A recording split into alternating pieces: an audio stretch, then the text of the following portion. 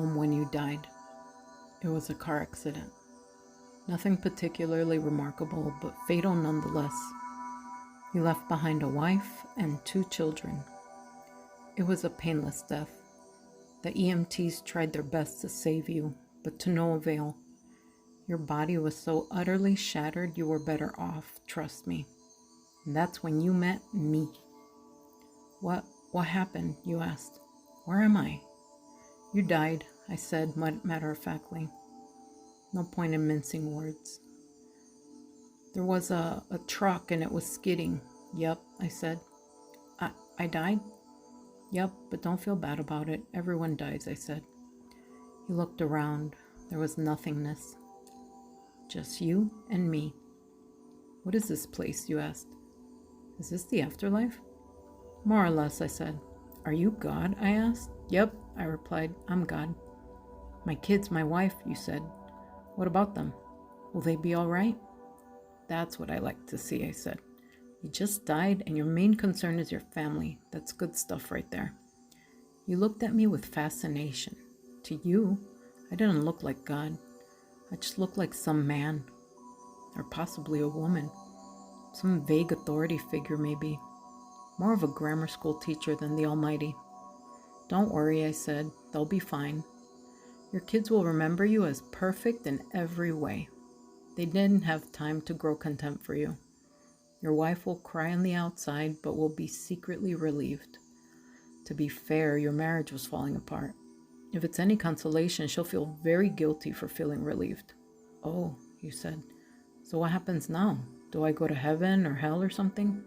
Neither, I said. You'll be reincarnated. Ah, you said. So the Hindus were right. All religions are right in their own way, I said. Walk with me. You followed along as we strode through the void. Where are we going? Nowhere in particular, I said. It's just nice to walk while we talk. So what's the point then, you asked?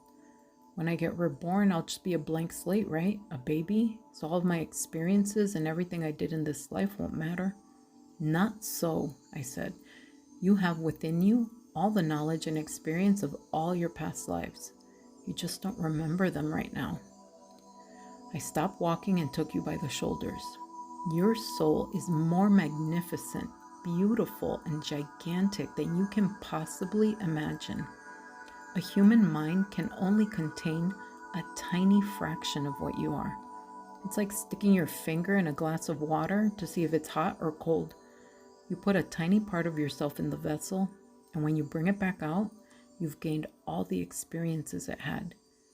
You've been in a human for the last 48 years, so you haven't stretched out yet and felt the rest of your immense consciousness. If we hung out here for long enough, you'd start remembering everything. But there's no point in doing that between each life. How many times have I been reincarnated then? Oh, lots and lots and lots, I said. This time around, you'll be a Chinese peasant girl in 540 AD. Wait, what? You stammered. You're sending me back in time? Well, I guess technically. Time as you know it only exists in your universe. Things are different where I come from. Where you come from, you said. Oh, sure, I explained. I come from somewhere. Somewhere else.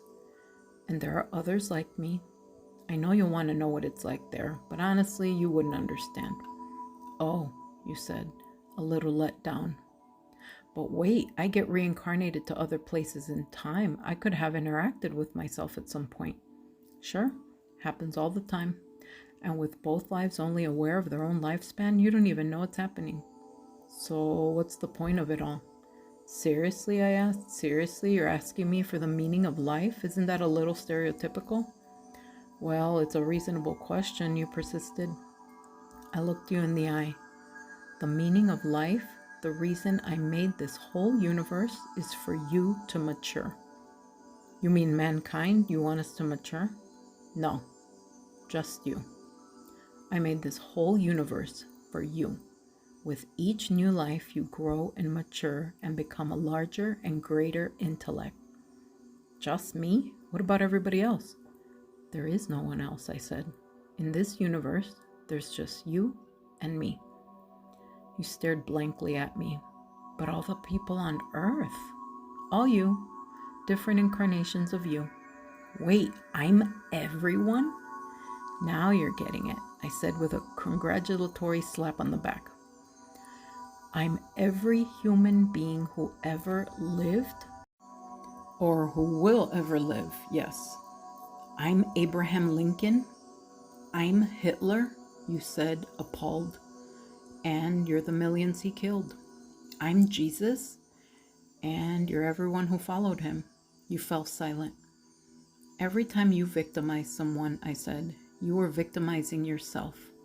Every act of kindness you've done to yourself. Every happy and sad moment ever experienced by any human was or will be experienced by you. You thought for a long time. Why, you asked me, why do all this?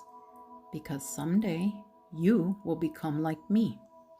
Because that's what you are. You're one of my kind. You're my child. Whoa, you said, incredulous. You mean I'm a god? No, not yet. You're a fetus. You're still growing. Once you've lived every human life throughout all time, you will have grown enough to be born. So the whole universe, you said, it's just an egg, I answered. Now it's time for you to move on to your next life. And I sent you on your way. That is a short story called The Egg, written by Andy Weir. And interestingly enough, I had a quote-unquote dream or an astral travel experience where I was under the tutelage of a really important feeling, powerful feeling old man. He looked like a wizard, but I knew he was very, very important. And I was learning, I was being taught by him. I was doing things next to him, like working, and we were wearing long robes like wizards do. I couldn't see myself. I could just see the robe that I was wearing, and I was significantly smaller than my boss, the wizard. And I'm calling him the wizard. It felt like God, honestly, but he looked like a wizard. And we were in space. We were surrounded by like the stars, and everything was like dark navy blue and cosmic looking. And we were somewhere like floating, suspended on something, but it felt solid. And I knew that the work we were doing was very, very important. And there was this round sphere I was focused on that we were working on. He was just standing over me, watching every now and then, supervising what I was doing. And it looked like a chessboard on a sphere. And there were these tiny, tiny little eggs all over the sphere, what I'm assuming was Earth. And I was plucking out bodies from the eggs, and I was discarding them somewhere. And then I was taking little babies and inserting them into the eggshells and closing the egg back up. So it was like I was taking expired lives, and then I was bringing life to the planet, new life. And I didn't want to mess anything up.